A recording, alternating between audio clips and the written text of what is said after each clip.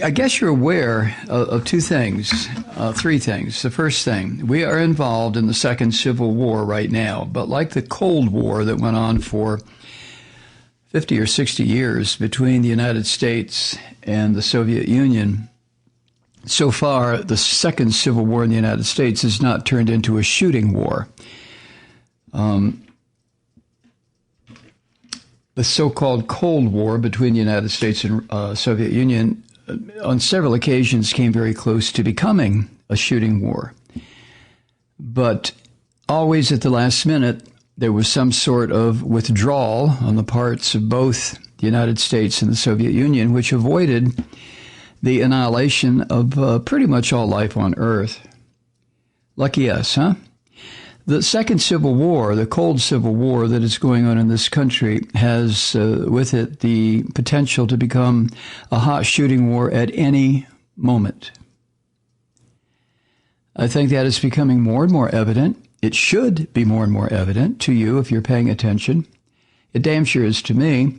And the orange ape who squats in the White House like a bloated Mussolini, if you can imagine that, and who addressed the Republican convention last night like somebody from a different star system someplace. What a sick, sick man this bastard is. But he, the orange ape, is the one promoting the violence. He wants this country to explode. You know, I've been saying that for 5 or 6 years before Trump, before the ape managed to become president with the help of the former Soviet Union. This is something that just about every broadcaster at the Fox sewer, and I use the term broadcaster very, very loosely, this is what they've been advocating for. This is what Rush Limbaugh has been talking about and promoting for the past 30 plus years. Violent, shooting, killing, bloodshed in the streets of America. This is what they want. This is not an exaggeration. I'm not making shit up here. I mean, this is based on listening to the rhetoric, watching the change in attitudes, understanding what the Christian Nazis and the political Nazis, what they have been pushing for since before Reagan was sworn in. And poor Reagan, I mean, what did he know? What did he not know? I don't even want to go there. But I only mention the Reagan administration, the first one, because it's an historical marker as to when this stuff really started. So what are we going to do? Any night, I don't care if it's Tyler, Texas, Kenosha, Wisconsin, the Bronx, some little shit town in South Florida, or Central Florida, makes no difference the location. You will find these rabid, racist, maniacal Christian Nazis all over the country, and they're well armed. Oh, they are very well armed. They made a point of that. They'll be the first to tell you we are well armed.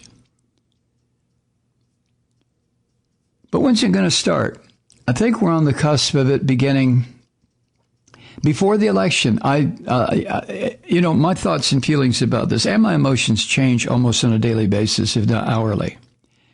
Every time I see this filthy, disgusting Donald Trump leaning against a podium someplace. Last night it was at the DNC, talking to that crowd of brain-dead bastards who sat there with no masks on, of course. They're protected by their Lord and Savior, Lord Satan, who is standing right there at the podium. But every time I see him now, I get just waves of several emotions. Disgust is the first one.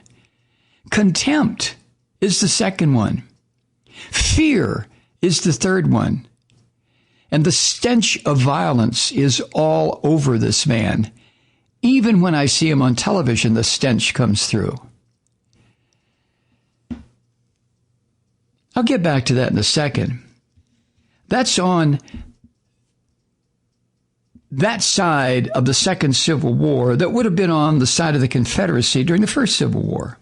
Anyone who supports Trump, I don't give a shit why they say they support Trump. They support him for one reason only, because they share his Christian fascism. That's the only reason anyone declares themselves to be a Trump supporter. There is no other reason. Trump has done nothing in this country except foment violence, distrust, fear, anger, rage, madness, stupidity. But there's another event that was occurring today. You're aware of it, I guess, the 2020 March on Washington,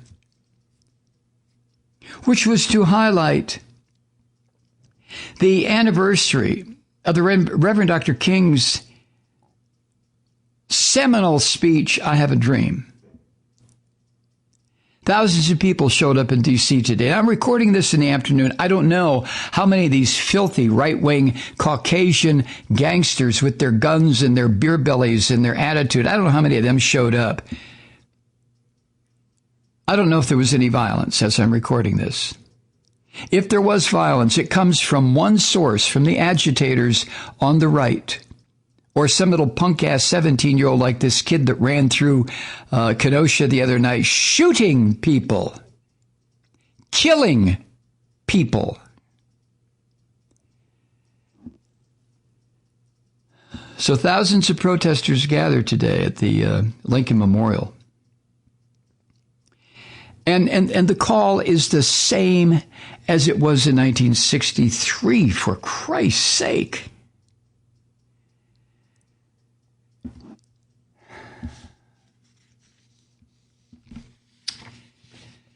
It was for justice. This was the 57th anniversary of Dr. King's speech in the same location. Justice, criminal justice restructuring, racial equality.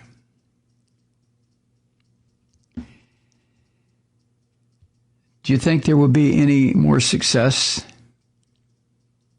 Anything that's going to change the hearts and minds? Remember when we invaded, like the fascist imperialist pigs that we were under Eisenhower and Kennedy and Johnson? Remember when we invaded Vietnam? And the slaughter went on endlessly. And finally, one of the U.S. programs to murder more Vietnamese was, we were supposed to be gaining the confidence of their hearts and minds. Remember that? We're going to win them over. How are we going to do that? Well, we're just going to kill more of them. Then there'll be less to win over. We're going to napalm them. We're going to Agent Orange their entire goddamn country. We're going to poison them, gas them, burn them alive. We're going to win their hearts and minds. I keep thinking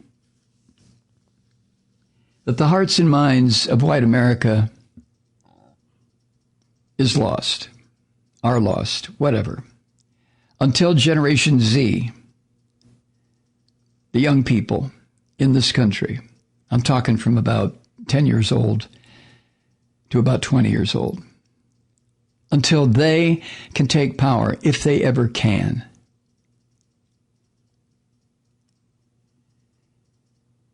Planning for this event began after the funeral of George Floyd. And organizers said they wanted to highlight the civil rights issues of today and bring well-known speakers to talk to the crowd,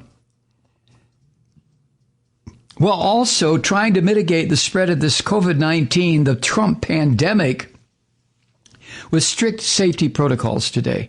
Take a look. You will see pictures. I want you to take a look at the crowd that this filthy orange ape gathered to listen to him and watch him masturbate last night as the final speaker at the Republican National Convention, with the theatrical backdrop, with all the flags and all the this and all the that, and take a look at that white crowd and see how many face masks you see. See how much social distancing you see. Let me tell you how much you're going to see. Nothing.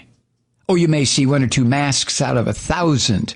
Nothing. Now, when you see a photo of the rally today in D.C., I want you to do the same thing. See how many faces you can see that are uncovered.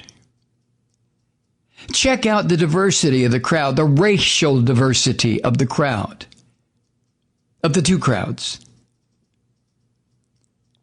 And then you can report back to me. That's your assignment for the weekend. I would expect a written report, at least 250 words, where you explain what you saw and how you are now convinced that we are already in the Second Civil War. Hey, Truth Seekers, while we're practicing safe social distancing, it's a great time to treat yourself with some seriously delicious, responsibly sourced coffee. Awaken to pleasure with River Moon Coffee. But don't take my word for it. Here are 2 recent reviews. Quote, "We sell River Moon Coffee at Marine General Store, and I can't seem to keep up with customer demand.